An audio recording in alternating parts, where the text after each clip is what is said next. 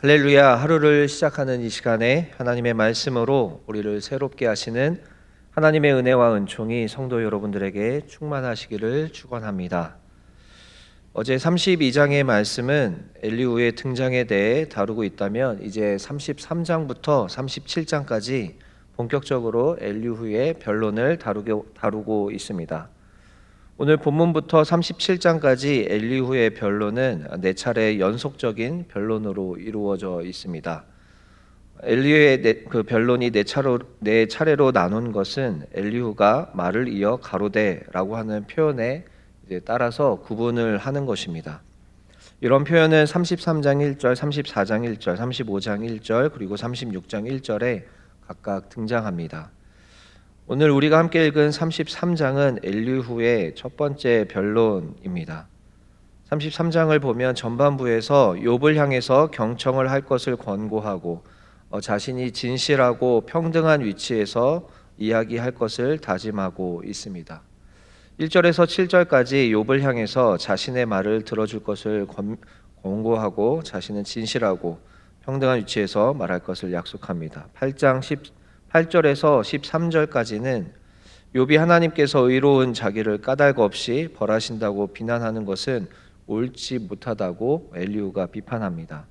인간보다 위대하신 하나님께서 욥에게 하나님 자신의 행사를 다 알리지 않으시며 침묵하고 계신다고 해서 그것을 하나님에 대해 비난하는 것은 옳지 못하다라고 비판합니다. 14절에서 22절까지는 욥의 고난이 그의 죄를 깨닫게 하기 위한 방편이 될 수 있음을 이야기합니다. 하나님은 꿈이나 이상을 통해 인간으로 하여금 자신들의 죄를 깨닫고 악을 버리게 하심으로 멸망에 빠지지 않게 하시며 때로는 질병의 고통을 통해서 징계하기도 하신다고 엘리후가 말합니다. 이렇게 바라보는 엘리후의 관점은 욥의 세 친구들의 관점과 상당히 다른 것을 알 수가 있습니다. 욥의 세 친구들은 고난은 무조건 죄에 대한 하나님의 징벌이라고 주장하면서 욥의 마음을 괴롭게 했습니다. 그런데 엘리후는 고난을 무조건 하나님의 징벌이라고 정의하지 않고 이 고난이 죄를 깨닫게 하기 위한 하나님의 징계일 수 있다고 말합니다.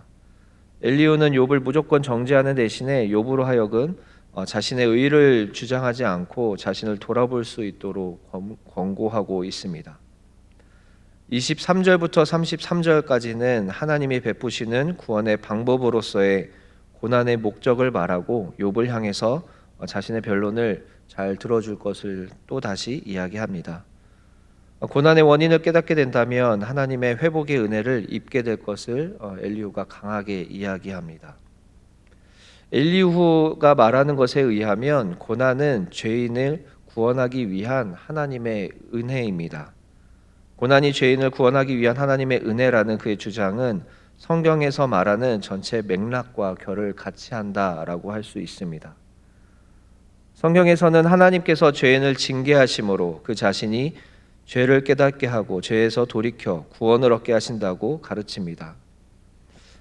하지만 엘리후의 주장대로 모든 고난이 죄에 대한 하나님의 징계는 아닙니다. 어제 나눈 것처럼 의인도 고난을 겪을 수 있습니다. 오히려 의를 지키려다가 더 큰 어려움을 맞이하기도 합니다. 또한 욥이 고난을 당한 것 역시 죄로 인한 것이 아님에도 불구하고 그의 고난이 죄로 인한 것이라고 전제로 깔고 말하는 것으로 보아서 엘리후도 역시 욥의 세 친구와 크게 다르지 않구나 하는 것을 또한 한편으로 발견하게 되기도 합니다. 오늘 본문을 통해서 주시는 하나님의 두 가지 메시지를 발견하기를 원합니다. 첫 번째는 성도를 향한 하나님의 시험에는 언제나 하나님의 선한 목적이 있다라고 하는 것입니다. 성도를 향한 하나님의 시험에는 언제나 하나님의 선한 목적이 있습니다. 9절에서 11절까지 이렇게 기록합니다. 이르기를 나는 깨끗하여 악인이 아니며 순전하고 불의도 없거늘 참으로 하나님이 나에게서 잘못을 찾으시며 나를 자기의 원수로 여기사 내 발을 착고에 채우시고 나의 모든 길을 감시하신다 하였느니라. 이 말씀은 엘리후가 욥의 말을 인용한 것입니다. 9절은 욥이 원래 말한 것보다 좀 더 비약이 있지만 10절과 11절은 그대로입니다. 욥은 하나님께서 자기를 대적과 같이 여기신다고 생각했습니다. 욥은 왜 자신을 그와 같이 대하시느냐고 하나님께 항변하기도 합니다. 욥은 하나님께서 인정하실 만큼 의로운 삶을 살았습니다. 그리고 그러한 삶을 살았던 욥은 그로하여금 하나님의 축복을 기대하면서 살아갈 수 있도록 했습니다. 욥은 자신에게는 지금 자신이 당하고 있는 것과 같은 재앙이 오리라고는 상상하지 못했습니다. 욥은 자신이 재앙을 당한 후에는 의인에게도 고난이 올 수 있다는 것을 깨닫지만 고난이 오기 전에는 그러한 고난은 악인에게나 임하는 것이라고 욥 자신도 생각해 왔었습니다. 그리고 의인도 고난을 당할 수 있다는 것을 깨달은 후에도 거기에 어떤 하나님의 선한 목적이 있다는 것은 아직까지는 알지 못하고 있습니다. 욥은 하나님께서 하나님의 전능한 힘으로 자신에게 임의로 고난을 가하신다고 생각했습니다. 말하자면 의인에게도 고난을 허락하시는 것을 전능자의 횡포로까지 생각한 것입니다. 때문에 욥은 의인이 고난을 당하고 악인이 형통하며 번영하는 현실의 부조리함으로 인해서 크게 고민하고 하나님의 공의에 대해서 회의적인 말을 쏟아내기도 했습니다. 욥이 아직까지 하나님을 온전히 이해하지 못한 까닭입니다. 물론 욥은 그런 중에서도 하나님을 부인하거나 저주하지는 않았습니다. 욥은 하나님에 대하여 불평하고 항변하면서도 결국 자신의 문제를 해결하여 주실 분은 하나님뿐이라고 생각하고 하나님께 호소하는 신앙적인 모습을 보입니다. 하지만 욥이 하나님에 대하여 자신의 전능한 힘으로 의로운 자에게 아무런 이유 없이 고난을 가하신다고 여긴 것은 분명 하나님에 대한 이해가 부족한 것을 드러낸 것입니다. 욥은 비록 하나님의 주권을 부정하지는 않았지만 하나님의 섭리에 선하심에 대해서는 신뢰하지 못하는 한계를 지니고 있었습니다. 하나님께서 욥에게 고난을 허락하신 것은 욥의 믿음을 대적자 사단에게 보이고 아울러 욥의 신앙을 한 단계 성숙하게 하기 위한 하나님의 선한 목적에 의한 것이었습니다.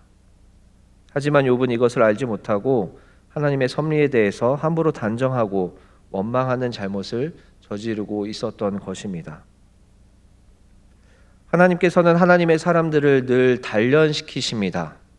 하나님께서 하나님의 백성들을 시험하시고 단련시키시고 훈련시키시는 이유는 단 한 가지입니다. 하나님의 백성들이 더 하나님의 백성다워지게 하고자 하시는 것입니다. 하나님께서 창조하신 가장 선하고 아름다운 존재가 되도록 하나님께서는 사람들을 인도해 주고 계십니다. 하지만 우리 인간은 어쩔 수 없이 죄의 습관을 가진 존재입니다. 조금이라도 신앙적인 긴장감을 놓치게 되면 우리는 금방 하나님을 향했던 눈을 돌려서 다른 곳을 향합니다.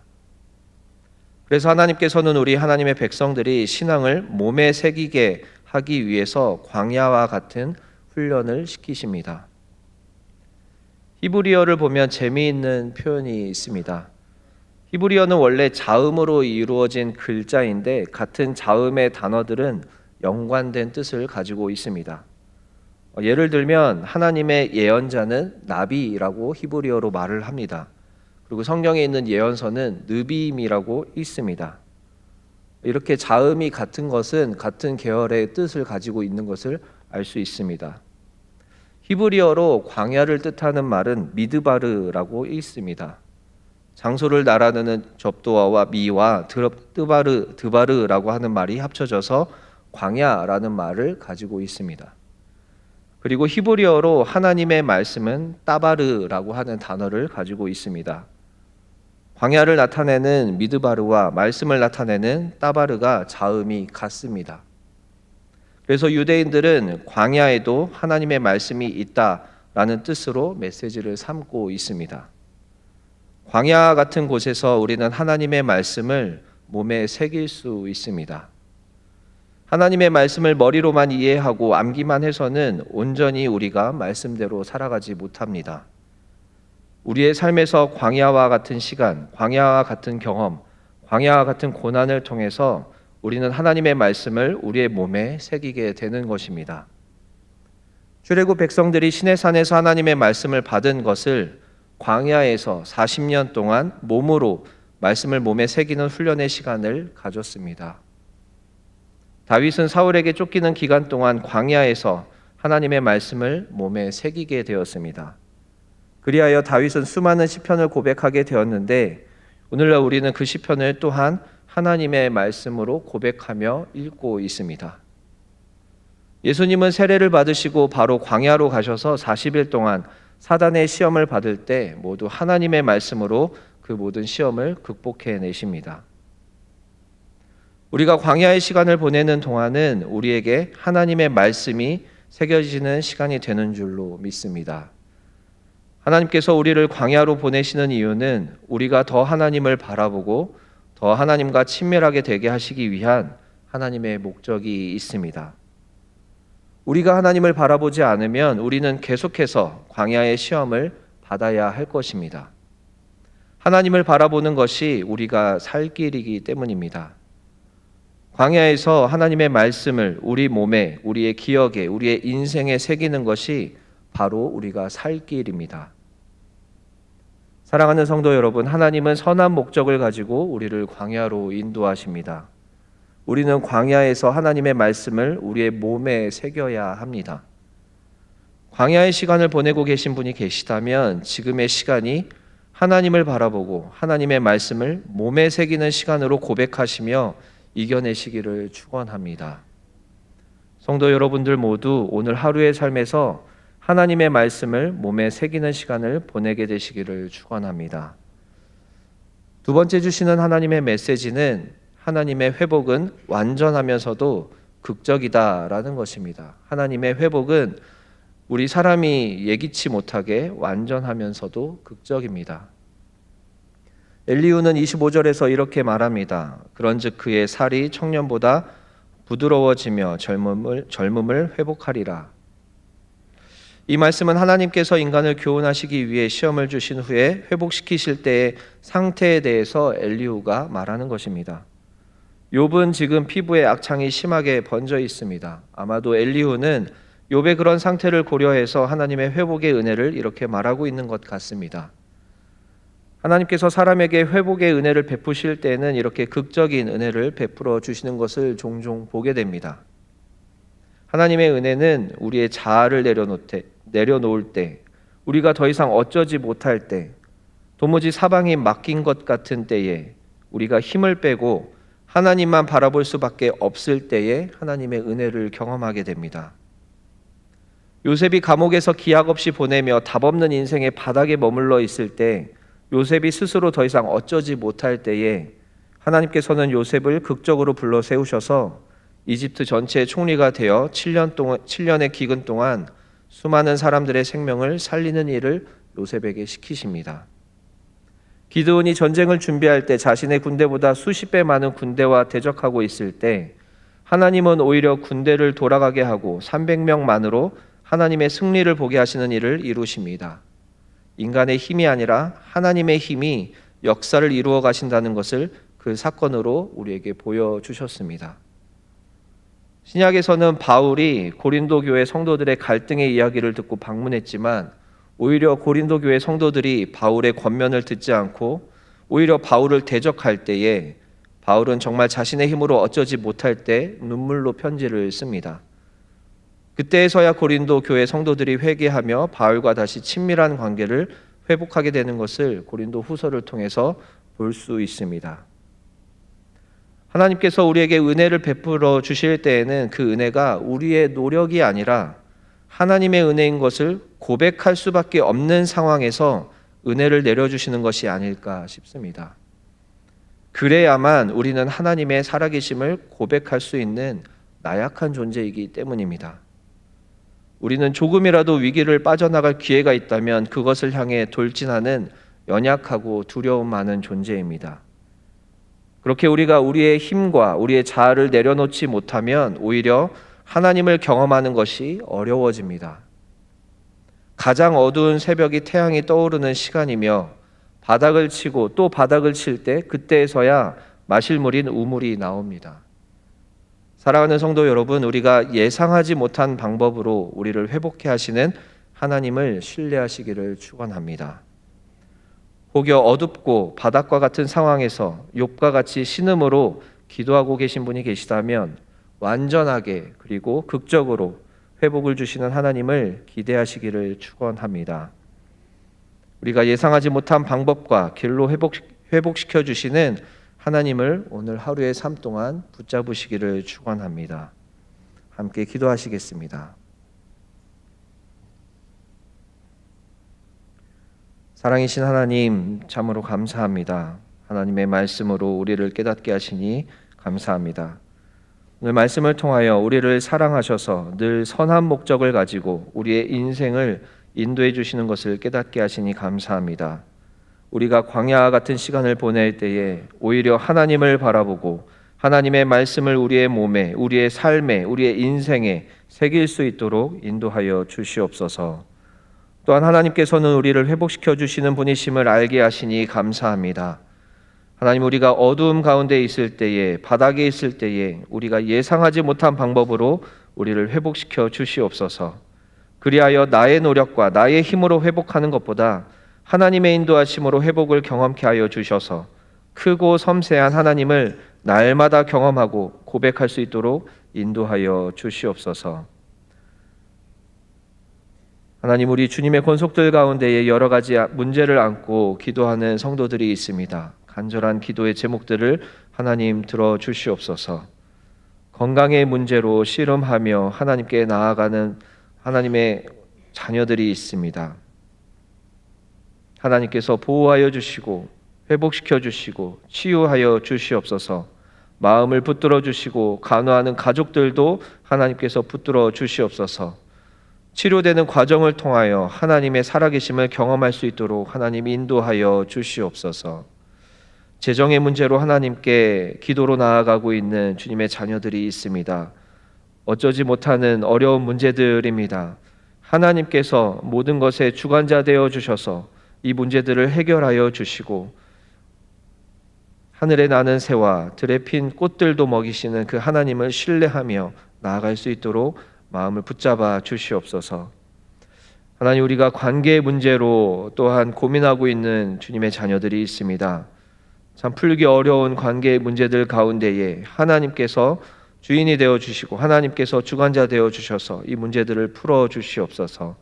우리의 노력으로 인한 것이 아니라 하나님께서 인도해 주심으로 우리가 이 모든 문제가 해결되는 것을 경험할 수 있도록 하나님 인도하여 주시옵소서. 특별히 하나님, 모든 성도들의 가정 가운데에 크고 작은 문제들이 있습니다. 하나님께서 인도하여 주셔서 가정의 주인 되어 주시고 하나님께서 이 모든 문제들을 정돈하여 주시옵소서. 해결되어 가는 과정을 하나님께서 보게 하여 주시옵소서. 그리하여서 하나님 역사하시고 살아계심을 우리 모든 성도들이 경험할 수 있도록 하나님 인도하여 주시옵소서. 또한 하나님께 돌아와야 하는 영혼들이 있다면 하나님께서 속히 돌아올 수 있도록 인도하여 주시옵소서.